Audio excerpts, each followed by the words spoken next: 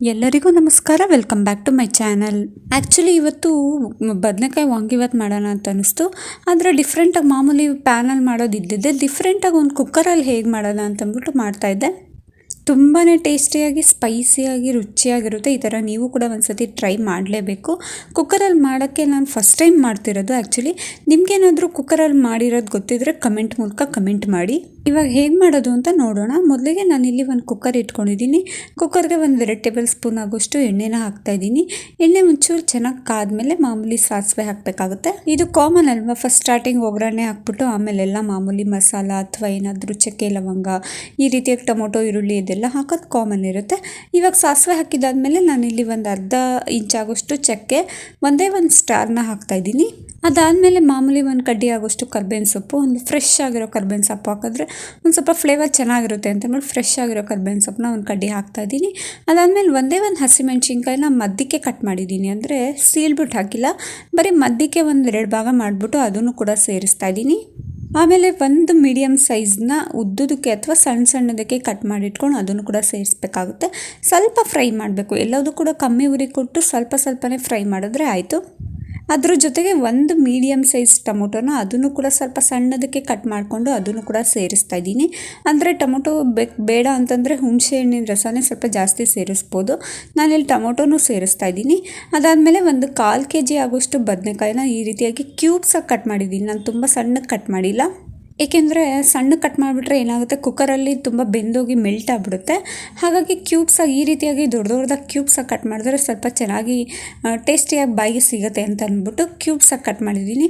ಕುಕ್ಕರಲ್ಲಿ ಮಾಡೋದ್ರಿಂದ ಕ್ಯೂಬ್ಸಾಗಿ ಕಟ್ ಮಾಡಬೇಕು. ಬಾಣಲಿಲಿ ಮಾಡಿದ್ರೆ ಸಣ್ಣಕ್ಕೆ ಕಟ್ ಮಾಡಿದ್ರೆ ತುಂಬ ಚೆನ್ನಾಗಿ ಬೇಯುತ್ತೆ.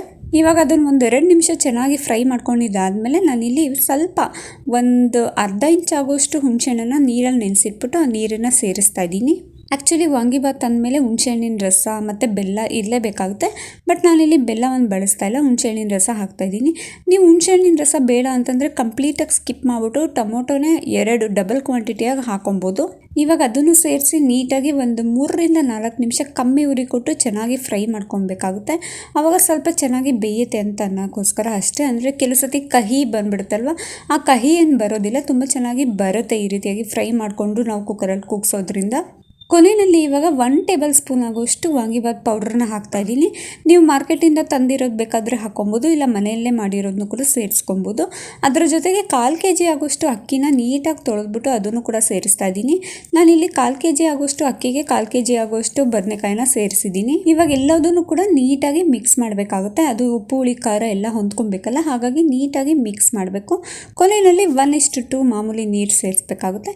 ನಾನಿಲ್ಲಿ 1/4 kg ಅಂತಂದರೆ ಈ ಲೋಟದಲ್ಲಿ ಒಂದು ಅರ್ಧ ಲೋಟ ಆಗೋಷ್ಟು ಅಕ್ಕಿನ ಸೇರಿಸಿರೋದ್ರಿಂದ ಇದೇ ಲೋಟದಲ್ಲಿ 1 ಲೋಟ ಆಗೋಷ್ಟು ನಾನು ನೀರನ್ನು ಸೇರಿಸಿದ್ದೀನಿ. ಅದಾದಮೇಲೆ ಕೊನೆಯಲ್ಲಿ ರುಚಿಗೆ ತಕ್ಕಷ್ಟು ಉಪ್ಪನ್ನು ಹಾಕಿ ಚೆನ್ನಾಗಿ ಕುದಿಸ್ಕೊಬೇಕು. ನಾವು ಕುಕ್ಕರ್ ಮುಚ್ಚೋಕ್ಕೂ ಮುಂಚೆ ಚೆನ್ನಾಗಿ ನೀರನ್ನು ಕುದಿಸ್ಬೇಕಾಗುತ್ತೆ. ಹೀಗೆ ನಾವೇನಾದರೂ ಒಂದು ಇಂಟ್ರೆಸ್ಟಿಂದ ತುಂಬ ಒಂಥರ ಟೇಸ್ಟಿಯಾಗಿ ಮಾಡ್ಕೊಂಡು ತಿನ್ನೋ ಹೊತ್ತಲ್ಲಿ ಅಥವಾ ಏನಾದರೂ ಒಂದು ವಿಡಿಯೋ ಮಾಡೋ ಹೊತ್ತಲ್ಲಿ ಈ ರೀತಿಯಾಗಿ ಕರೆಂಟು ಅವಾಗವಾಗ ಹೋಗ್ಬಿಡುತ್ತೆ. ಸ್ಮಾಲ್ ಇನ್ಸಿಡೆಂಟ್ಸು, ಒಂದೇ 1 ನಿಮಿಷ ಕರೆಂಟು ಹೊರಟೋಯ್ತು. ಇವಾಗ ನೀರೆಲ್ಲ ಚೆನ್ನಾಗಿ ಕುದಿಯೋದಕ್ಕೆ ಬಿಡೋಣ. ಇದನ್ನು ನಾನು ಮಿಕ್ಸ್ ಮಾಡಿಬಿಟ್ಟು ನೀರೆಲ್ಲ ಒಂದು 2 ನಿಮಿಷ ಜೋರುರಿ ಕೊಟ್ಟು ಚೆನ್ನಾಗಿ ಕುದಿಸ್ಕೊಳ್ಬೇಕಾಗುತ್ತೆ.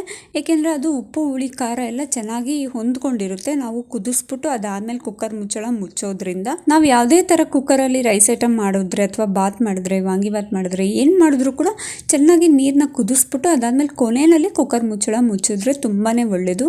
ಇವಾಗ ನೋಡಿ ನೀರೆಲ್ಲ ಕುದ್ದಿದ್ದಾದಮೇಲೆ ನಾನು ಕುಕ್ಕರ್ ಮುಚ್ಚಿ 3 ವಿಷಲ್ ಕೂಗಿಸಿದ್ದೀನಿ. ಅದು ಕಂಪ್ಲೀಟಾಗಿ ತಣ್ಣಾಗಿ ಈ ರೀತಿಯಾಗಿ ಗ್ಯಾಸ್ ಎಲ್ಲ ಫುಲ್ಲು ರಿಲೀಸ್ ಆಗಿರಬೇಕು. ಅದಾದಮೇಲೆ ಕುಕ್ಕರ್ ಓಪನ್ ಮಾಡಬೇಕು. ಇವಾಗ ನೋಡಿ ಎಷ್ಟು ಚೆನ್ನಾಗಿ ಉಪ್ಪು ಹುಳಿ ಖಾರ ಎಲ್ಲ ಹೊಂದ್ಕೊಂಡು ಕುಕ್ಕರಲ್ಲಿ ವಾಂಗಿಬಾತು ಎಷ್ಟು ಚೆನ್ನಾಗಿ ಬಂದಿದೆ ಅಂತ ನೀವೇ ನೋಡ್ತಾ ಇರ್ಬೋದು. ನೀವು ಕೂಡ ಮನೆಯಲ್ಲಿ ಒಂದು ಸತಿಯಾಗಿ ಟ್ರೈ ಮಾಡಿ, ಎಲ್ಲರಿಗೂ ಇಷ್ಟ ಆಗುತ್ತೆ. ಲಂಚ್ ಬಾಕ್ಸ್ಗೂ ಕೊಡ್ಬೋದು, ಬೆಳಗಿನ ಬ್ರೇಕ್ಫಾಸ್ಟ್ಗೂ ಕೂಡ ತಿನ್ಬೋದು. ಅಷ್ಟೇ ಟೇಸ್ಟಿಯಾಗಿ ಸ್ಪೈಸಿಯಾಗಿರುತ್ತೆ. ವಿಡಿಯೋನ ಪೂರ್ತಿಯಾಗಿ ನೋಡಿ, ಎಲ್ಲೂ ಕೂಡ ಸ್ಕಿಪ್ ಮಾಡ್ದೇನೆ. ಇನ್ ಕೇಸ್ ಏನಾದರೂ ನಿಮಗೂ ಇಷ್ಟ ಆಗಿದ್ರೆ ಪ್ಲೀಸ್ ಒಂದು ಲೈಕ್ ಬಟನ್ ಒತ್ತಿ, ಹಾಗೆ ಶೇರ್ ಮಾಡಿ, ನಿಮ್ಮ ಫ್ರೆಂಡ್ಸ್ ಆ್ಯಂಡ್ ಫ್ಯಾಮಿಲಿಗೆ ಶೇರ್ ಮಾಡಿ. ಹೊಸದಾಗಿ ನನ್ನ ಚಾನಲ್ನ ನೋಡ್ತಾ ಇದ್ದರೆ ಪ್ಲೀಸ್ ಸಬ್ಸ್ಕ್ರೈಬ್ ಮಾಡ್ಕೊಂಡು ನೋಡ್ತಾ ಇರಿ. ಹಾಗೆ ಪಕ್ಕದಲ್ಲಿರೋ ಬೆಲ್ ಐಕಾನ್ನ ಕ್ಲಿಕ್ ಮಾಡಿ, ಇದರಿಂದ ನಾನು ಮಾಡೋ ಹೊಸ ವಿಡಿಯೋ ನೋಟಿಫಿಕೇಷನ್ ನಿಮಗೆ ಬರುತ್ತೆ. ಇನ್ನಷ್ಟು ಹೊಸ ಈಸಿ ರೆಸಿಪೀಸ್ಗಳಿಗಾಗಿ ಪ್ಲೀಸ್ ನನ್ನ ಚಾನಲ್ನ ನೋಡ್ತಾ ಇರಿ, ಸಬ್ಸ್ಕ್ರೈಬ್ ಮಾಡ್ಕೊಂಡು ನೋಡ್ತಾ ಇರಿ. Thank you.